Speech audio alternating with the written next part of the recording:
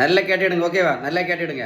சுகருக்கு மாத்திரை சாப்பிடக்கூடியவங்க, ப்ரெஷருக்கு மாத்திரை சாப்பிடக்கூடியவங்க, தைராய்டுக்கு மாத்திரை சாப்பிடக்கூடியவங்க, கொலஸ்ட்ராலுக்கு மாத்திரை சாப்பிடக்கூடியவங்க மட்டும் இந்த வீடியோ கடைசி வரைக்கும் பார்த்துட்டு எனக்கு கால் பண்ணி பேசுங்க, ஓகேவா? இந்த உலகத்தில் சுகருக்கும் ப்ரெஷருக்கும் மாத்திரை மட்டும் போட்டதுனால யாருக்காவது சரியா இருக்கா சொல்லுங்களா? ரைஸ் சாப்பிட்றதுனால தான் சுகருக்கு மாத்திரை போடுறோம், ரைஸ் சாப்பிட்டு தான் இன்சுலின் போட்டுட்ருக்கோம் அப்படி நம்ம ஒரு மூட நம்பிக்கையில் இருக்கும், அப்படி தானே? நான் ஒரு கேள்வி கேட்குறேன், பதில் சொல்கிறீங்களா? வட இந்தியாவில் அவங்க ரைஸ் சாப்பிடவே மாட்டாங்களே. வட இந்தியாவில் எத்தனை பேர் சுகருக்கு மாத்திரை போடுறாங்க, எத்தனை பேர் இன்சுலின் போட்டுட்ருக்காங்க? எனக்கு அது யோசித்து பார்த்தீங்களா? கரெக்ட் தானே? நடைபயிற்சி மட்டும் பண்ணனால யாராவது சுகர் மாத்திரை நிறுத்தினாங்களா? இல்லை யாராவது இன்சுலின் நிறுத்தினாங்களா? இல்லை யாராவது வெயிட் குறைச்சாங்களா? நடைபயிற்சி மட்டும். நல்லா கேட்டுடுங்க. 1 கிலோமீட்டர் நடைபயிற்சி பண்ணினா கூட 40லேருந்து 50 கேலரி மட்டும்தான் எரிக்க முடியும். நடைபயிற்சி மட்டும் பண்ணி எந்த மாதிரி நிறுத்த முடியாது, வெயிட்டு கண்டிப்பாக குறைக்க முடியாது. ஒரு பேப்பரில் வேணா எழுதி வச்சுக்கிடுங்க, ஓகேவா? சிறுதானியம் மட்டும் சாப்பிட்டதுனால யாராவது சுகர் மாத்திரை நிறுத்தியிருக்காங்களா? இல்லை யாராவது பிபி மாத்திரை நிறுத்தினாங்களா?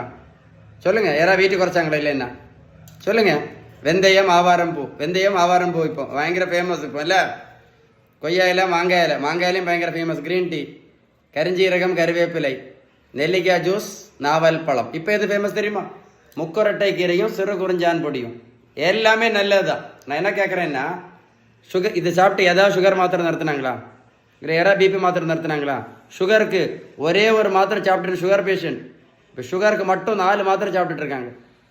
சுகருக்கு மாத்திரை மட்டும் போட்டுட்டு இருந்த பேஷண்ட்டு இப்போ இன்சுலினும் சேர்த்து போட்டுட்ருக்காங்க. வெந்தயம், கருவேப்பிலை, கரிஞ்சீரகம், மாங்காய் இலை, கொய்யா இலை, சிறுதானியம், நடைபயிற்சி, நாவல் பழம். நல்லா கேட்டுடுங்க. மருத்துவத்துள்ள ஸ்டாண்டர்ட் புத்தகம் ஹாரிசன். அந்த புத்தகம் என்ன சொல்லுது தெரியுமா? என்ன சொல்லுது? Sugar, pressure, cholesterol, fatty liver, பித்தப்பைக்கல், உடல் பருமன், தைராய்டு, பிசிஓடி, பிசிஓஎஸ், உடல் பருமன். இதுக்கு எல்லாத்தையுமே அவங்க சொல்லக்கூடிய first treatment, correct treatment, best treatment balance diet மட்டும்தான்.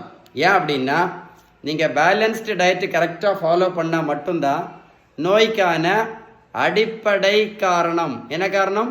அடிப்படை காரணம் இந்த இன்சுலின் ரெசிஸ்டன்ஸ் என்ன ஆகும்? முழுமையாக சரியாகும் அப்படின்னு யார் சொன்னால்? அந்த புத்தகம் தெளிவாக சொல்லியிருக்கு. உங்களுக்கு பேலன்ஸ்டு டயட்டை பற்றி ஏதாவது சந்தேகம் இருந்தால் கண்டிப்பாக இந்த நம்பரில் கால் பண்ணி பேசுங்க.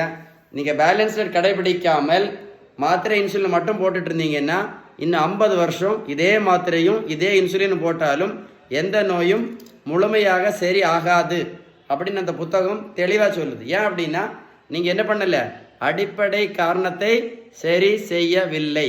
இதை சரி பண்ணணும்னா என்னது? ஒன்லி பேலன்ஸ் டயட் மட்டும்தான். வீடியோ சேவ் பண்ணி வைங்க. கண்டிப்பாக உங்கள் ஃப்ரெண்ட்ஸுக்கு ஷேர் பண்ணி கொடுங்க, ஓகேவா?